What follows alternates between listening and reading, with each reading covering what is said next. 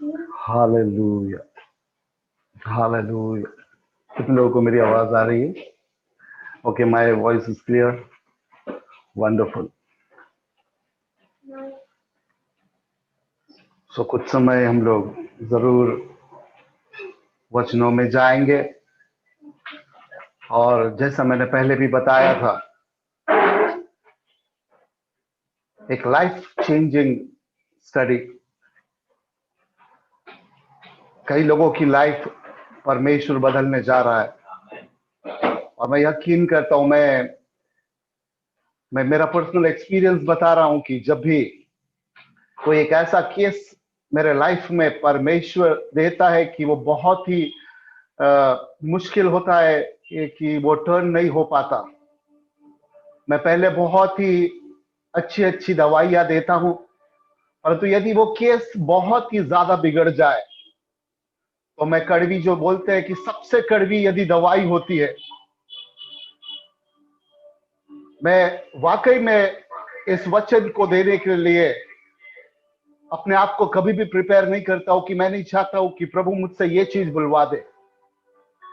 परंतु कोई बीमारी ऐसी होती है कि जिसके लिए कड़वी दवाई बहुत ज्यादा जरूरी होती है। इसीलिए मैं जब इस स्टडी को आपके सामने इस प्लेटफॉर्म से आपके लिए शेयर करूं, मैं जरूर चाहूंगा कि आप लोग अपने बाइबल को तैयार रखिए, अपने नोट्स को तैयार रखिए। ये कोई ऐसी स्टडी नहीं है कि आपको 15-20 मिनट में सब चीजें समझ जाए, परंतु मैं चाहूंगा कि आप इसको आराम से बैठकर इसको समझे, क्योंकि एक बहुत ही सेंसिटिव टॉपिक है। आई एम नॉट इन अ हरी, मैं बहुत ही घाई करने के मूड में नहीं हूं इस टॉपिक को लेकर। और मुझे पता है कि यदि मैं बहुत ज्यादा जल्दी जल्दी में ये बातों को समझाऊं तो कई लोगों को समझे या न समझे, और मैं इन वचनों को वेस्ट नहीं करना चाहता हूं।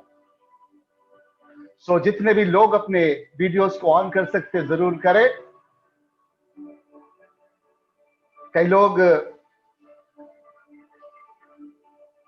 कई लोग इस मिनिस्ट्री में परमेश्वर ने मुझे मिलाया इस 11 साल की सेवा में। कई लोग को इतने अच्छे से हम लोग वचन बताते हैं, बच्चों के जैसे, कि प्रभु ऐसा करना चाहता है, प्रभु वैसा करना चाहता है आपके लाइफ में, परंतु लोग यकीन ही नहीं करते हैं। यदि मैं झूठ बातें करूं, यदि कोई वर्ल्ड की बातों को लेकर आपके पास आऊंगा, आप मुझे यकीन कर लेंगे मेरी बातों पर। परंतु जब मैं सच्चाई के वचन को लेकर आता हूं, बहुत ही मुश्किल होता है इसे एक्सेप्ट करने का। और इन 11 साल में मैंने बहुत सारे ऐसे रिप्लाईज अपने मुख पर, अपने चेहरे पर सुना हूं,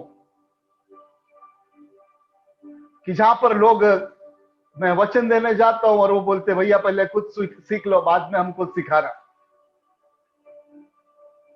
और मैं घर पर आकर बहुत रोता हूं ऐसे चीजों को लेकर।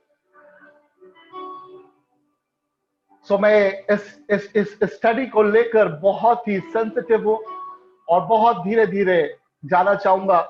बराबर 8:30 पर, जहां पर जिस मोड़ पर प्रभु उस समय पर पहुंचा है, मैं वहां पर रुक जाऊंगा और आपको सोचने का मौका दूंगा, ताकि आप दोबारा आए और मैं वहां से उसको कंटिन्यू करूं।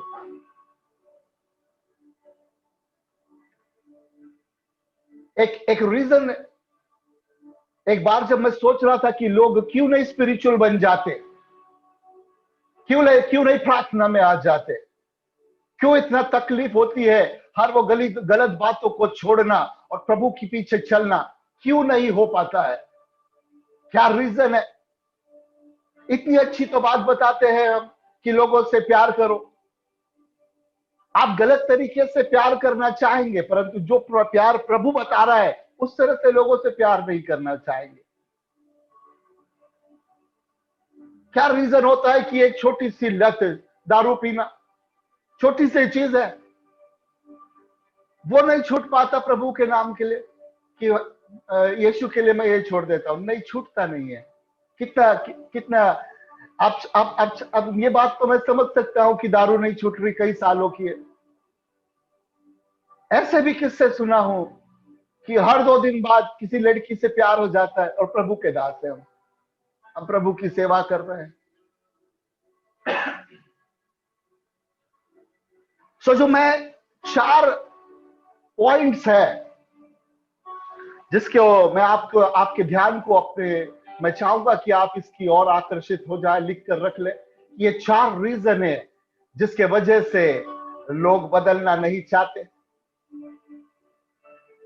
सबसे पहला, कई लोगों का ये सोच है, दैट इज देयर थॉट्स, कि वहां पर हेवन भी नहीं है और हेल भी नहीं है। धूम से जियो, आज जितना पीना है पियो, कुछ नहीं होता, एक बार मर गए, आंखी बंद, खेल खत्म। ये एक किस्म के लोगों की सोच है। आंखी बंद होगा, सब खेल खत्म। जितना एक बार जीवन दिया है, धूम से जियो, रोज शाम को पियो। दूसरे किस्म के जो लोग हैं, वो लोगों का ऐसा मानना है, ये मेरा सर्वे बता रहा हूं क्योंकि ये 11 साल में प्रभु ने ऐसे कई लोगों के साथ में मुझे मिलाया। दूसरे किस्म के लोग हैं, उनका ऐसा मानना है कि आप जैसे ही ये हमारी जिंदगी खत्म होती है, हम जाते हैं पगलटरी में। पगलटरी का मतलब ऐसा है कि हम एक जगह पर जाएंगे, कुछ समय बिताएंगे, जो भी गलती करा रहेगा उसके पाप की क्षमा, वहां पे बहुत काम कराएंगे, साल 2 साल 5 10 साल, और फिर आपको धकेल देंगे, जाओ हेवन में चले जाओ। ये ऐसे भी कई लोग इस दुनिया में पाए जाते हैं जो जिनकी सोच ये है। यहां तक तो बहुत अच्छी बात है, ये रेक्टिफाई हो सकता है। इसके बाद के जो 2 और पॉइंट्स है, ये और भी खतरनाक है। तो तीसरा पॉइंट ऐसा है कि कई लोगों को ऐसा लगता है, एक बार बच गए, वंस सेव्ड ऑलवेज सेव्ड। एक बार बच गया, उद्धार हो गया। ये बहुत खतरनाक बीमारी है। ये लगती बड़ी छोटी सी है, कई लोगों को ऐसा लगने लगता है क्योंकि मैं क्रिश्चियन फैमिली में पैदा हुआ, बैप्टिज्म हो गया और चर्च जा रहा हूं, वी आर सेव्ड। ऐसे तीसरे लोग हैं। और चौथे तो और भी ज्यादा प्रॉब्लमैटिक है, जिनको डील करना बड़ा प्रॉब्लम होता है, और वो है क्योंकि परमेश्वर मुझे इस्तेमाल कर रहा है, क्योंकि मैं हाथ रखता हूं डिलीवरेंस होता है, मैं अन्य भाषा में प्रार्थना करता हूं, बड़ी सामर्थ को उतार देता हूं। दुष्ट आत्माएं जब मैं प्रार्थना करता हूं तो दूर हो जाती है, लोग छुटकारा पा लेते हैं। और ये जो मेंटालिटी है, ये उनको इतना रिजिड बना देती, इतनी ज्यादा कठोर बना देती है कि ये करेक्शन अपने लाइफ में लेना ही नहीं चाहते, सुनना ही नहीं चाहते। सो जो पहले जो 2 है, शायद आज हम उसके ऊपर थोड़ा सा लाइट डालेंगे, और मैं यकीन करता हूं कि ये कम से कम 3 संडे की स्टडी होगी। यदि आपने एक मिस किया, दूसरा कनेक्शन आपको नहीं मिलेगा। यीशु मसीह का एक वचन जो मुझे बहुत अच्छा लगता है, जो मत्ती की किताब में उसके 7वें अध्याय, जैसा नीलेश भाई ने 21वें पद से बात किया, तो मैं 24वें पद से वो पढ़ना चाहूंगा। यदि किसी के पास हो जल्दी से पेश करे। Matthew chapter 7 and verse 24। इसलिए जो कोई मेरी ये बातें सुनकर, ये यीशु बता रहा, जो कोई मेरी इस बातों को सुनकर उसे मानता है, वह उस बुद्धिमान मनुष्य की नाई ठहरेगा, हाँ, जिसने अपना घर चट्टान पर बनाया। सुनिए, मैं फूल की तरह नहीं बनना चाहता हूं। मैं यीशु ने जैसा बताया कि वो बुद्धिमान व्यक्ति है, और यीशु इस जगह पर क्या बता रहा है, it is all about foundation. Yeshu इन वचनों को लेकर जब बता रहा था, इसका मतलब वो एक ही चीज बता रहा था कि ऊपर क्या बना रहे हैं, इससे ज्यादा आपने फाउंडेशन क्या रखा ज्यादा मायने रखेंगे। आप किस चीज पर फाउंडेशन को रखते हैं। और इसलिए जब मैं इतनी सेंसिटिव टॉपिक आपके साथ में शेयर कर रहा हूं, मैं चाहता हूं कि आपका फाउंडेशन पहले बना दूं, उसके बाद में वो कड़वी दवाइयां आप तक का पहुंचाने का काम करूं। मैंने आपको पहले भी बताया, आई एम नॉट इन अ हरी कि मेरा ये आखिरी समय है बोलने का, जल्दी से बोल दो और चलते बनो। नहीं नहीं, बहुत सारा समय है मेरे पास में, लॉकडाउन और आ जाएगा और प्रार्थना करेंगे प्रभु और लॉकडाउन कर दे, क्योंकि अभी मेरा वचन पूरा नहीं हुआ है ना। सो हम ऐसा करेंगे और ना इस बार का 31 और भी धूम से मनाएंगे हम लोग, रात भर वचन बताकर।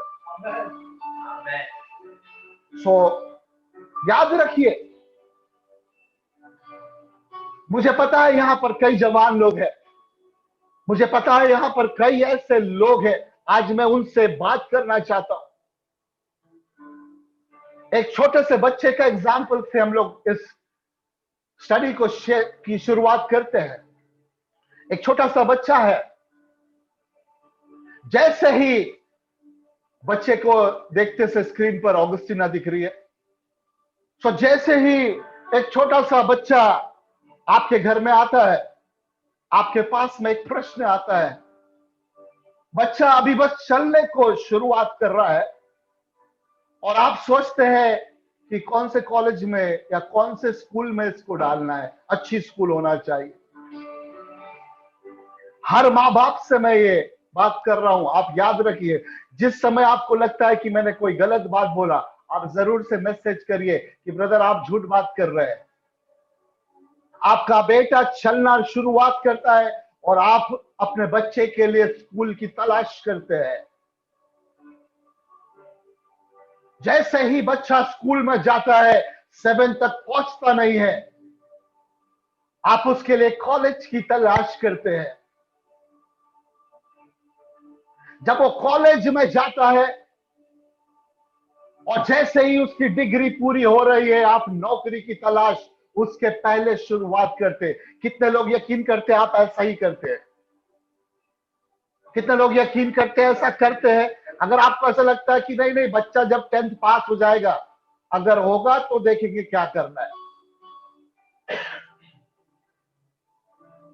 जैसे ही नौकरी लगती है लड़की की, देखने की शुरुआत करते कि नहीं शादी किससे होना है।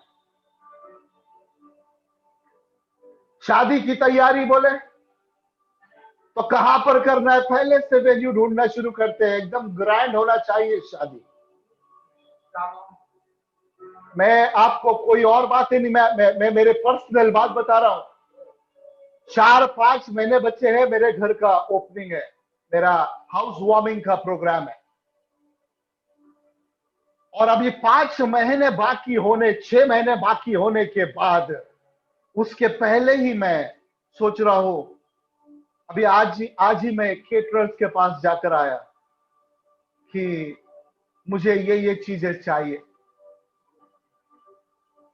मैं 1 महीने पहले से सोच रहा था कि हाउस वार्मिंग के लिए कौन से प्रीचर को बुलाया जाए।